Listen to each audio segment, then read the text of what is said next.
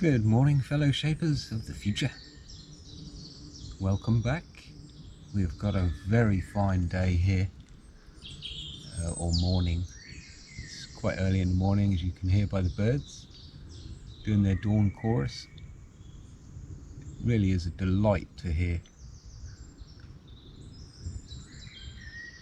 Very beautiful morning. Got my cup of coffee. Priority number one is done. And now just trying to make plans for what I'm going to do today. I'm going to probably make a series of little shorts, well not shorts, but little videos, because they've got quite a few things to go through and I don't really want to make one very large video. But yeah, that said, I'll try and keep them within a certain time frame so they don't get completely out of control and bore you with them. But sitting here, it's just like you can hear everything is coming to life. You can almost hear the trees growing and the flies are back. It's, you know, it's a bit of both, isn't it? Back to gnat bites. But I'd rather that any day. If it means you have to have that with a bit of sunshine like this, that's fine by me.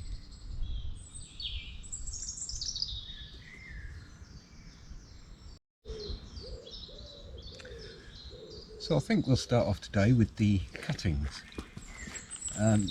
You can do this any time of year. People say there's the right time of year or whatever, but just, you know, if you come across a little branch which has obviously got some life in it still, give it a go. It takes no time. This is a piece of hazel, so I would trim it off there and get one of the nodes so that you've got the nodes. The roots will quite often come out of those, and then make a slice cut so that we've got an angle. This will help promote roots from coming out this side where there's no bark. You could strip the other side as well of bark if you like, because it's going to get in the way a bit. But that said, you know, this is a very forgiving process.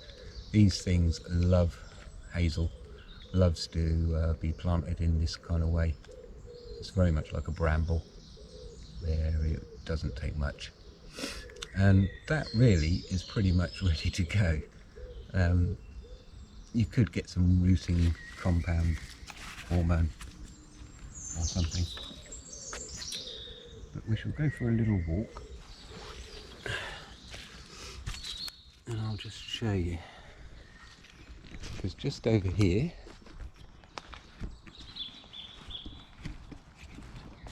hopefully if the animals haven't eaten them, is some that I planted 3 months ago, which apparently you're not meant to do, but as I say, these are quite forgiving. And there is 6 or 7 there currently. So as I say, I planted these end of autumn pretty much, maybe even early winter, and I'm just going to literally pop that in the ground. Try not to do any damage to it in the process, and then just give it a little squeeze, and that has got a good chance of growing. Normally people would recommend that you have full-sized leaf on there because these are growing, so it's going to take a lot of energies from making roots to grow the leaves. So you really want, preferably, a fully developed leaf on there or something, so that it isn't going to drain any of its resources towards the, excuse the geese, you're not going to drain any of the resources from the leaf because it's fully grown, and as it dies it'll put back into the stem and the roots, and it will concentrate more on root. So that is why. But that said, plant them any time of year. If you see something, you know, like this, which I just found, there's a bloody good chance, just by popping it in there, that it will grow. And that is as easy as it gets. You could put some kind of cover over this to stop the animals getting to it. Mainly, we've got slugs coming into action soon, and they love anything that's fresh growth. Hazel is also a very edible plant tree, so things will probably like to have a go at this, have a little nibble on it. So to be sure, you could put some extra cover over. Also, that helps with the humidity. Obviously it's going to be getting its nutrients or its water through absorbing on these leaves and on the stems, because it hasn't got much in the way of roots to pull water up. So humidity is key. Lots of water in this area up here. If I show you closely, they are looking very healthy. Yeah, that is cuttings for you. I expect these to get at least 6 out of these, and then I shall disperse them in the woods where I think they will grow, where they would like to grow, and also where I think they're suitable aesthetically. And you've got to obviously think of the future, how much room they will take up. At the moment they've not really got enough room here. They're in between 2 trees, although these trees are short-lived and are probably going to die within maybe even the next few years, because they just haven't got much of a root structure in this marsh, easily blown over. But yeah, the same can be done for bushes, and in some cases vegetables.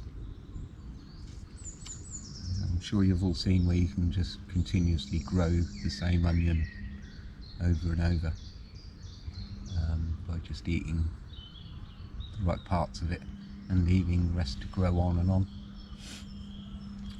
But there's a lot of things like that. I grew a grapevine from a cutting, which was from Hampton Court, I believe, which contains the world's greatest or biggest grapevine. It's 400 years old or something, and the grapes were eaten by King such and such. It was a royal plant that they would make the wine out of. It's actually incredibly huge. It all comes from one main stem, and they've literally stretched it well in an incredibly long way. It's amazing how it gets the water from that original place to way over there, but it does. It's a proper survivor. So I had the opportunity to get some cuttings of that, and they grew like stink. There was no stopping them. Within 2 years I had a massive grapevine covering the whole shed of these very old grapes, or genetically. They had pips and they were black, but they were super sweet and absolutely gorgeous. So there's another example of the cutting cloning methods. You can also do it with lots and lots of other things. Just check on Google if you can clone or make cuttings from. Would be a short way of finding out, I'm sure. Things like oak, hardwoods, yeah, they generally struggle, but it's still doable. Life just has this ability that it wants to carry on living, and it really can suffer some extremes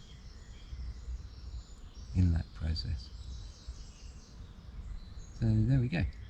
Any questions about cuttings or cloning or genetics, DNA, anything? Another example is the Brambley apple.